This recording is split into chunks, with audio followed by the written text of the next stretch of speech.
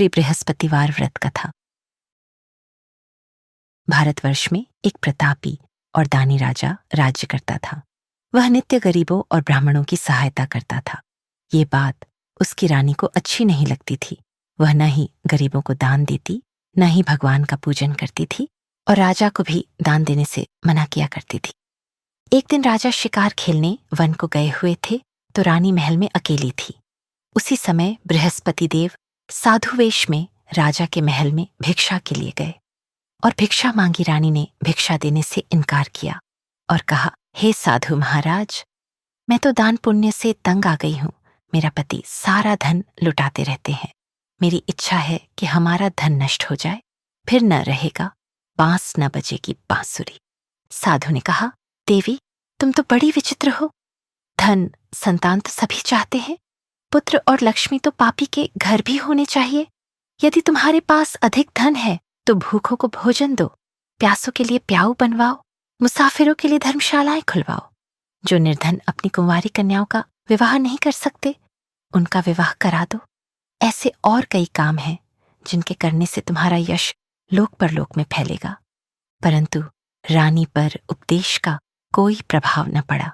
वह बोली, महाराज, आप मुझे कुछ न समझाएं। मैं ऐसा धन नहीं चाहती जो हर जगह बांटती फिरूं। साधु ने उत्तर दिया, यदि तुम्हारी ऐसी इच्छा है तो तथास्तु।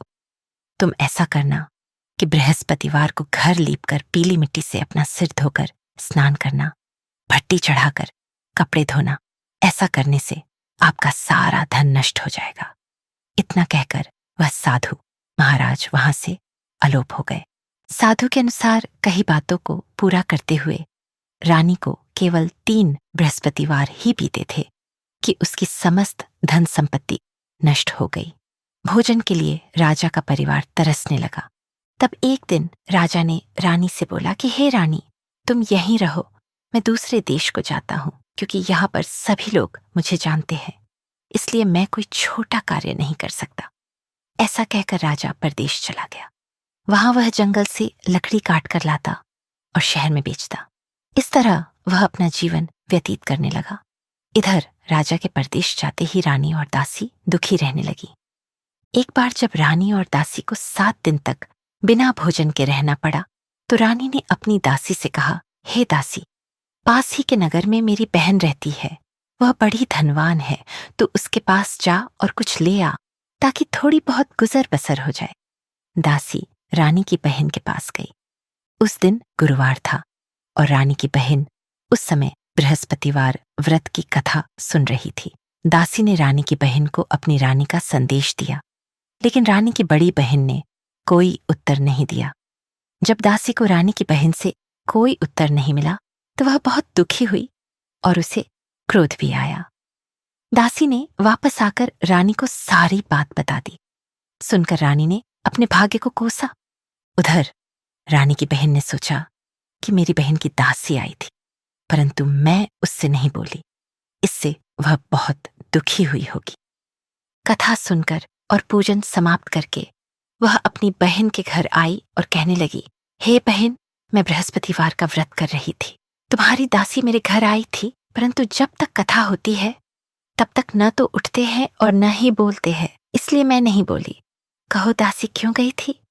रानी बोली, बहन, तुमसे क्या छिपाऊं? हमारे घर में खाने तक को अनाज नहीं था। ऐसा कहते कहते रानी की आंखें भर आईं। उसने दासी समेत पिछले 7 दिनों से भूखे रहने तक की बात अपनी बहन को विस्तार पूर्वक सुना दी। रानी की बहन बोली, देखो बहन, भगवान बृहस्पति देव सबकी मनोकामना को पूर्ण करते हैं। देखो, शायद तुम्हारे घर में अनाज रखा हो। पहले तो रानी को विश्वास नहीं हुआ, पर बहन के आग्रह करने पर उसने अपनी दासी को अंदर भेजा तो उसे सचमुच अनाज से भरा एक घड़ा मिल गया। यह देखकर दासी को बड़ी हैरानी हुई।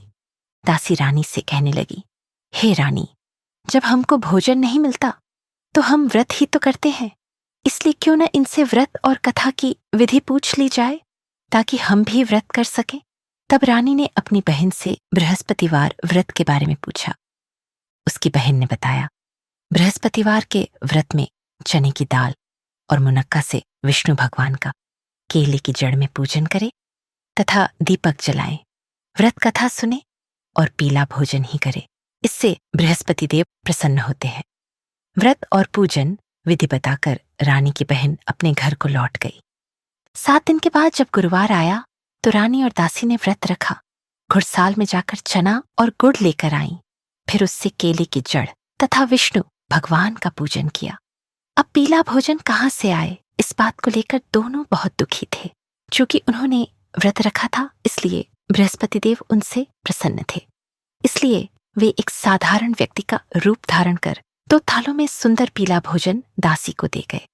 भोजन पाकर दासी प्रसन्न हुई और फिर रानी के साथ मिलकर भोजन ग्रहण किया। उसके बाद वे सभी गुरुवार को व्रत और पूजन करने लगी। बृहस्पति भगवान की कृपा से उनके पास फिर से धन संपत्ति आ गई, परंतु रानी फिर से पहले की तरह आलस्य करने लगी। तब दासी बोली, देखो रानी, तुम पहले भी इस प्रकार आलस्य करती थी। तुम्हें धन रखने में कष्ट होता था, इस कारण सभी धन नष्ट हो गया, और अब जब भगवान बृहस्पति की कृपा से धन मिला है तो तुम्हें फिर से आलस्य होता है। रानी को समझाते हुए दासी कहती है कि बड़ी मुसीबतों के बाद हमने यह धन पाया है, इसलिए हमें दान पुण्य करना चाहिए, भूखे मनुष्यों को भोजन कराना चाहिए और धन को शुभ कार्यों में खर्च करना चाहिए, जिससे तुम्हारे कुल का यश बढ़ेगा, स्वर्ग की प्राप्ति होगी और पितृ प्रसन्न होंगे। दासी की बात मानकर रानी अपना धन शुभ कार्यों में खर्च करने लगी, जिससे पूरे नगर में उसका यश फैलने लगा। बृहस्पतिवार व्रत कथा के बाद श्रद्धा के साथ आरती की जानी चाहिए। इसके बाद प्रसाद बांटकर उसे ग्रहण करना चाहिए। एक दिन राजा दुखी होकर जंगल में एक पेड़ के नीचे आसन जमाकर बैठ गया। वह अपनी दशा को याद करके व्याकुल होने लगा। बृहस्पतिवार का दिन था। एकाएक उसने देखा कि निर्जन वन में एक साधु प्रकट हुए। वह साधु वेश में स्वयं बृहस्पति देवता थे। लकड़हारे के सामने आकर बोले, हे लकड़हारे, इस सुनसान जंगल में तू चिंतामग्न क्यों बैठा है? लकड़हारे ने दोनों हाथ जोड़कर प्रणाम किया और उत्तर दिया, महात्मा जी, आप सब कुछ जानते हैं, मैं क्या कहूं? यह कहकर रोने लगा और साधु को अपनी आत्मकथा सुनाई। महात्मा जी ने कहा, तुम्हारी स्त्री ने बृहस्पति के दिन बृहस्पति भगवान का निरादर किया है, जिसके कारण रुष्ट होकर उन्होंने तुम्हारी यह दशा कर दी। अब तुम चिंता को दूर करके मेरे कहने पर चलो तो तुम्हारे सब कष्ट दूर हो जाएंगे और भगवान पहले से भी अधिक संपत्ति देंगे। तुम बृहस्पति के दिन कथा किया करो। 2 पैसे के चने मुनक्का लाकर उसका प्रसाद बनाओ और शुद्ध जल से लोटे में शक्कर मिलाकर अमृत तैयार करो। कथा के पश्चात अपने सारे परिवार और सुनने वाले प्रेमियों में अमृत व प्रसाद बांटकर आप भी ग्रहण करो। ऐसा करने से भगवान तुम्हारी सब मनोकामनाएं पूरी करेंगे। साधु के ऐसे वचन सुनकर लकड़हारा बोला, हे प्रभु, मुझे लकड़ी बेचकर इतना पैसा नहीं मिलता जिससे भोजन के उपरांत कुछ बचा सकूं। मैंने रात्रि में अपनी स्त्री को व्याकुल देखा है। मेरे पास कुछ भी नहीं जिससे मैं उसकी खबर मंगा सकूं। साधु ने कहा, हे लकड़हारे, तुम किसी बात की चिंता मत करो। बृहस्पति के दिन तुम रोजाना की तरह लकड़ियां लेकर शहर को जाओ। तुमको रोज से दुगुना धन प्राप्त होगा, जिससे तुम भली भांति भोजन कर लोगे तथा बृहस्पति देव की पूजा का सामान भी आ जाएगा। इतना कहकर साधु अंतर ध्यान हो गए। धीरे धीरे समय व्यतीत होने पर फिर वही बृहस्पतिवार का दिन आया। लकड़हारा जंगल से लकड़ी काटकर किसी शहर में बेचने गया। उसे उस दिन और दिन से अधिक पैसा मिला। राजा ने चना गुड़ आदि लाकर गुरुवार का व्रत किया। उस दिन से उसके सभी क्लेश दूर हुए, परंतु जब दोबारा गुरुवार का दिन आया तो बृहस्पतिवार का व्रत करना भूल गया। इस कारण बृहस्पति भगवान नाराज हो गए। उस दिन उस नगर के राजा ने विशाल यज्ञ का आयोजन किया तथा शहर में यह घोषणा करा दी कि कोई भी मनुष्य अपने घर में भोजन न बनावे, न आग जलावे, समस्त जनता मेरे यहाँ भोजन करने आवे।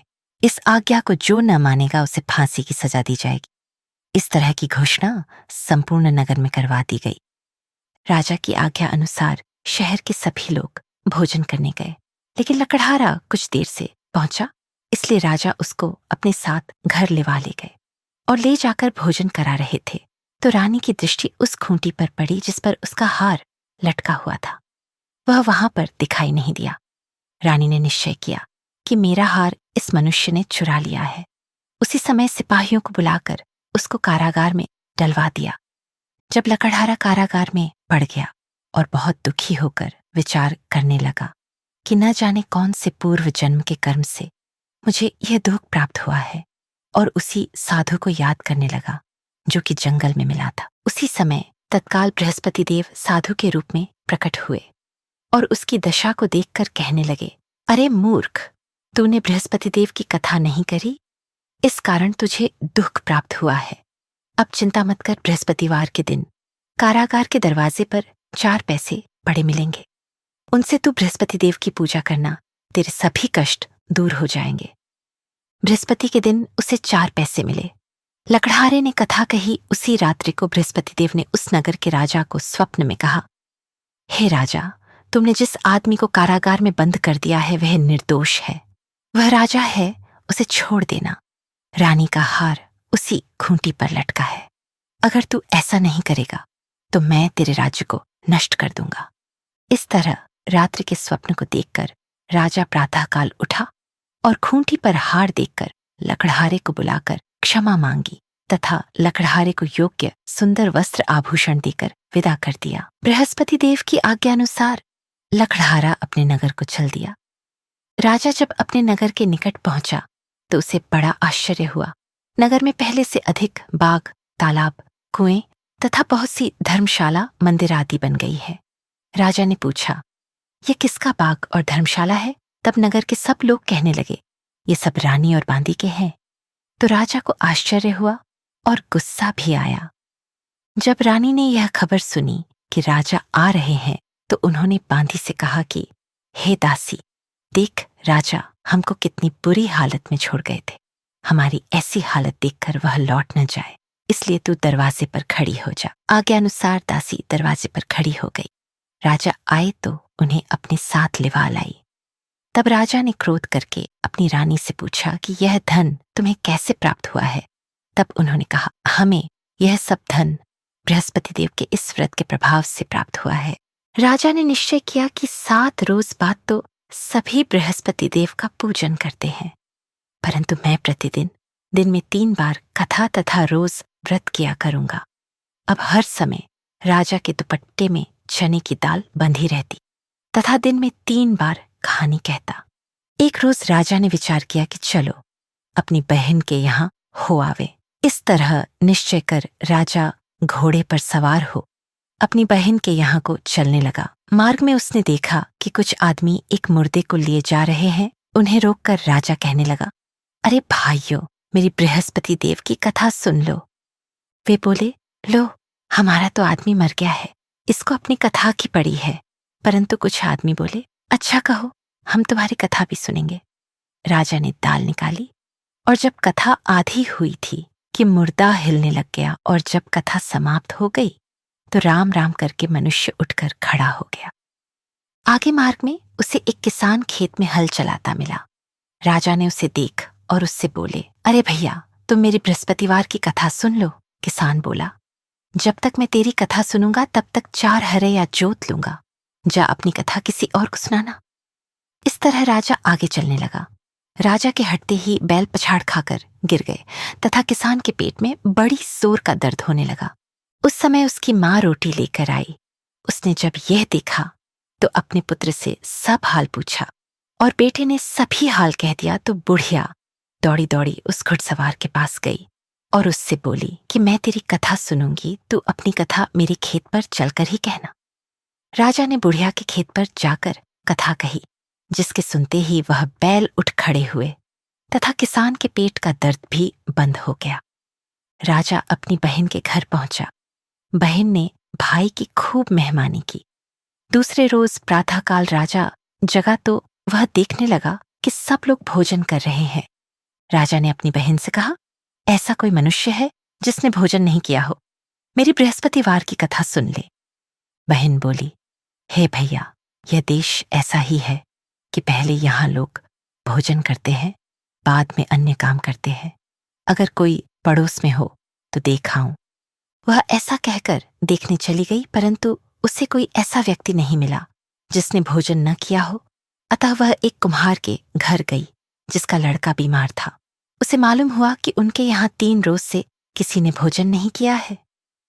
रानी ने अपने भाई की कथा सुनने के लिए कुम्हार से कहा। वह तैयार हो गया।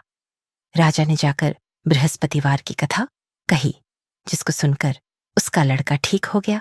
अब तो राजा की प्रशंसा होने लगी। एक रोज राजा ने अपनी बहन से कहा कि हे बहन, हम अपने घर को जाएंगे, तुम भी तैयार हो जाओ। राजा की बहन ने अपनी सास से कहा। सास ने कहा, हाँ चली जा, परंतु अपने लड़कों को मत ले जाना, क्योंकि तेरे भाई के कोई औलाद नहीं है। बहन ने अपने भैया से कहा, हे भैया, मैं तो चलूंगी, पर कोई बालक नहीं जाएगा। राजा बोला, जब कोई बालक नहीं चलेगा तब तुम ही क्या करोगी। बड़े दुखी मन से राजा अपने नगर को लौट आया। राजा ने अपनी रानी से कहा, हम निर्वंशी हैं, हमारा मुंह देखने का धर्म नहीं है और कुछ भोजन आदि नहीं किया। रानी बोली, हे प्रभु, बृहस्पति देव ने हमें सब कुछ दिया है, वह हमें औलाद अवश्य देंगे। उसी रात को बृहस्पति देव ने राजा से स्वप्न में कहा, हे राजा, उठ, सभी सोच त्याग दे, तेरी रानी गर्भ से है। राजा की यह बात सुनकर बड़ी खुशी हुई। 9वें महीने में उसके गर्भ से एक सुंदर पुत्र पैदा हुआ। तब राजा बोला, हे रानी, स्त्री बिना भोजन के रह सकती है, पर बिना कहे नहीं रह सकती। जब मेरी बहन आवे तुम उससे कुछ कहना मत। रानी ने सुनकर हाँ कर दिया। जब राजा की बहन ने यह शुभ समाचार सुना तो वह बहुत खुश हुई तथा बधाई लेकर अपने भाई के यहाँ आई। तभी रानी ने कहा, घोड़ा चढ़कर तो नहीं आई, गधा चढ़ी आई। राजा की बहन बोली, भाभी, मैं इस प्रकार न कहती तो तुम्हें औलाद कैसे मिलती। बृहस्पति देव ऐसे ही हैं, जैसी जिसके मन में कामनाएं हैं सभी को पूर्ण करते हैं। जो सद्भावना पूर्वक बृहस्पतिवार का व्रत करता है एवं कथा पढ़ता है अथवा सुनता है, दूसरों को सुनाता है, बृहस्पति देव उसकी सभी मनोकामना पूर्ण करते हैं। भगवान बृहस्पति देव उसकी सदैव रक्षा करते हैं। संसार में जो मनुष्य सद्भावना से भगवान जी का पूजन व्रत सच्चे हृदय से करते हैं तो उनकी सभी मनोकामनाएं पूर्ण करते हैं। जैसी सच्ची भावना से रानी और राजा ने उनकी कथा का गुणगान किया तो उनकी सभी इच्छाएं बृहस्पति देव जी ने पूर्ण की थी। इसलिए पूर्ण कथा सुनने के बाद प्रसाद लेकर जाना चाहिए। हृदय से उसका मनन करते हुए जयकारा बोलना चाहिए। बोलो बृहस्पति देव की जय, भगवान विष्णु की जय। बृहस्पति देव की कथा। प्राचीन काल में एक ब्राह्मण रहता था। वह बहुत निर्धन था। उसके कोई संतान नहीं थी। उसकी स्त्री बहुत मलिनता के साथ रहती थी। वह स्नान नहीं करती थी, किसी देवता का पूजन नहीं करती थी। इससे ब्राह्मण देवता बहुत दुखी थे। बेचारे बहुत कुछ कहते थे, किंतु उसका कोई परिणाम नहीं निकला। भगवान की कृपा से ब्राह्मण की स्त्री के यहाँ कन्या रूपी रत्न पैदा हुआ। कन्या बड़ी होने पर प्रातःकाल स्नान करके विष्णु भगवान का जाप और बृहस्पतिवार का व्रत करने लगी। अपने पूजन पाठ को समाप्त करके जब वह विद्यालय जाती तो अपनी मुट्ठी में जौ भर के ले जाती और पाठशाला के मार्ग में डालती जाती। तब वे जौ स्वर्ण के हो जाते। लौटते समय वह उन्हें बीनकर घर ले आती थी। एक दिन वह बालिका सूप में उन सोने के जौ को फटक कर साफ कर रही थी कि उसके पिता ने देख लिया और कहा, हे बेटी, सोने के जौ के लिए सोने का सूप होना चाहिए। दूसरे दिन बृहस्पतिवार था। इस कन्या ने व्रत रखा और बृहस्पति देव से प्रार्थना करके कहा, यदि मैंने आपकी पूजा सच्चे मन से की हो तो मेरे लिए सोने का सूप दे दीजिए। बृहस्पति देव ने उसकी प्रार्थना स्वीकार कर ली। रोजाना की तरह वह कन्या जौ फैलाते हुए जाने लगी। जब लौटकर जौ बीन रही थी तो बृहस्पति देव की कृपा से उसे सोने का सूप मिला। वह उसे घर ले आई और उसमें जौ साफ करने लगी, परंतु उसकी माँ का वही ढंग रहा। एक दिन की बात है कि वह कन्या सोने के सूप में जौ साफ कर रही थी। उसी समय उस शहर का राजपुत्र वहां से होकर निकला। इस कन्या के रूप और कार्य को देखकर वह मोहित हो गया तथा अपने घर आकर भोजन और जल त्याग कर उदास होकर लेट गया। राजा को जब इस बात का पता लगा तो वह अपने प्रधानमंत्री के साथ उसके पास गए और बोले, हे बेटा, तुम्हें किस बात का कष्ट है? किसी ने अपमान किया है अथवा कोई और कारण है तो बताओ, मैं वही कार्य करूंगा जिससे तुम्हें प्रसन्नता हो। राजकुमार ने अपने पिता की बातें सुनी और बोला, मुझे आपकी कृपा से किसी बात का दुख नहीं है। किसी ने मेरा अपमान नहीं किया है, परंतु मैं उस लड़की से विवाह करना चाहता हूं जो सोने के सूप में जौ साफ कर रही थी। यह सुनकर राजा आश्चर्य में पड़ा और बोला, हे बेटा, इस प्रकार की कन्या का पता तुम ही लगाओ। मैं उसके साथ तुम्हारा विवाह अवश्य करवा दूंगा। राजकुमार ने उस लड़की के घर का पता बताया। तब मंत्री उस लड़की के घर गए और ब्राह्मण को सभी हाल बताया। ब्राह्मण देवता राजकुमार के साथ अपनी कन्या का विवाह करने के लिए तैयार हो गए। विधि विधान के अनुसार ब्राह्मण की कन्या का विवाह राजकुमार के साथ हो गया। कन्या के घर से जाते ही पहले की भांति उस ब्राह्मण के घर में फिर से गरीबी आ गई। अब भोजन के लिए भी अन्न बड़ी मुश्किल से मिलने लगा। एक दिन दुखी होकर ब्राह्मण अपनी पुत्री के पास गए। बेटी ने पिता की दुखी अवस्था को देखा और अपनी मां का हाल पूछा। तब ब्राह्मण ने सारा हाल कह दिया। कन्या ने बहुत सा धन देकर अपने पिता को विदा कर दिया। इस प्रकार ब्राह्मण का कुछ समय सुखपूर्वक व्यतीत हुआ। कुछ दिन बाद फिर वही स्थिति हो गई। ब्राह्मण फिर अपनी कन्या के यहाँ गया और सारा हाल कहा। तब लड़की बोली, हे पिताजी, आप माताजी को यहाँ ले आइए। मैं उन्हें ऐसी विधि बता दूंगी जिससे गरीबी दूर हो जाएगी। वह ब्राह्मण अपनी स्त्री को साथ लेकर पहुंचा। तब कन्या अपनी मां को समझाने लगी, हे मां, तुम प्रातःकाल स्नान आदि करके विष्णु भगवान का पूजन किया करो तो सारी दरिद्रता दूर हो जाएगी। परंतु उसकी मां ने एक भी बात नहीं मानी और प्रातःकाल उठकर अपनी पुत्री के बच्चों की जूठन खा ली। इससे उसकी पुत्री को बहुत क्रोध आया। उसने एक रात को कोठरी से सभी सामान निकालकर अपनी मां को उसमें बंद कर दिया। प्रातःकाल उसे बाहर निकाला, स्नान आदि करा के पाठ करवाया तो उसकी मां की बुद्धि ठीक हो गई। इसके बाद वह प्रत्येक बृहस्पतिवार को व्रत रखने लगी। इस व्रत के प्रभाव से उसके मां बाप बहुत ही धनवान और पुत्रवान हो गए और बृहस्पति देव की कृपा से इस लोक के सुख भोग कर स्वर्ग को प्राप्त हुए।